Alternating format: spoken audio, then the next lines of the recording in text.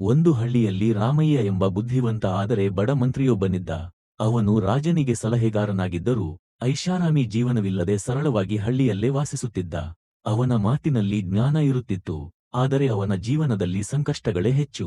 ರಾಮಯ್ಯನ ಒಂದು ವಿಶೇಷ ಗುಣ ಏನೆಂದರೆ, ಯಾವುದೇ ಘಟನೆ ನಡೆದರೂ ಅವನು ಒಂದೇ ಮಾತು ಹೇಳುತ್ತಿದ್ದ, ಆಗುವುದು ಎಲ್ಲವೂ ಒಳ್ಳೆಯದಕ್ಕೆ. ಒಂದು ದಿನ ರಾಜನು ಬೇಟೆಗೆ ಹೋಗುವಾಗ ಅಪಘಾತವಾಗಿ ಬೆರಳಿಗೆ ಗಾಯ ಮಾಡಿಕೊಂಡ. ಕೋಪಗೊಂಡ ರಾಜನು, ನಿನ್ನ ಸಲಹೆಯಿಂದಲೇ ಇದು ಆಯಿತು ಎಂದು ರಾಮಯ್ಯನನ್ನು ಜೈಲಿಗೆ ಹಾಕಿಸಿದ. ಜೈಲಿಗೂ ಹೋಗುವಾಗಲೂ ರಾಮಯ್ಯ ನಗುತ್ತಾ, ಇದೂ ಒಳ್ಳೆಯದಕ್ಕೆ ಆಗಿರಬಹುದು ಮಹಾರಾಜರೇ ಎಂದ. ಕೆಲ ದಿನಗಳ ನಂತರ ರಾಜನು ಶತ್ರು ರಾಜ್ಯಕ್ಕೆ ಹೋಗಿ ಸಿಕ್ಕಿಬಿದ್ದ. ಶತ್ರುಗಳು ರಾಜನನ್ನು ಬಲಿ ಕೊಡಲು ತೀರ್ಮಾನಿಸಿದರು.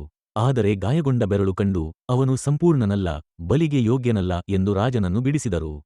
ತನ್ನ ಪ್ರಾಣ ಉಳಿದದ್ದು ನೆನಪಿಸಿಕೊಂಡ ರಾಜನಿಗೆ ರಾಮಯ್ಯನ ಮಾತು ನೆನಪಾಯಿತು. ತಕ್ಷಣ ಜೈಲಿಗೆ ಹೋಗಿ ರಾಮಯ್ಯನನ್ನು ಬಿಡುಗಡೆ ಮಾಡಿ ಕ್ಷಮೆ ಕೇಳಿದ. ರಾಜನು ಕೇಳಿದ, ನಿನ್ನನ್ನು ಜೈಲಿಗೆ ಹಾಕಿದರೂ ನೀನು ಹೇಗೆ ಒಳ್ಳೆಯದಕ್ಕೆ ಎಂದೆ? ರಾಮಯ್ಯ ಶಾಂತವಾಗಿ ಉತ್ತರಿಸಿದ, ಮಹಾರಾಜರೇ, ನಾನು ಜೈಲಿಗೆ ಹೋಗದೆ ನಿಮ್ಮ ಜೊತೆ ಬೇಟೆಗೆ ಬಂದಿದ್ದರೆ ಇಂದು ನಾನು ಬಲಿಯಾಗುತ್ತಿದ್ದೆ.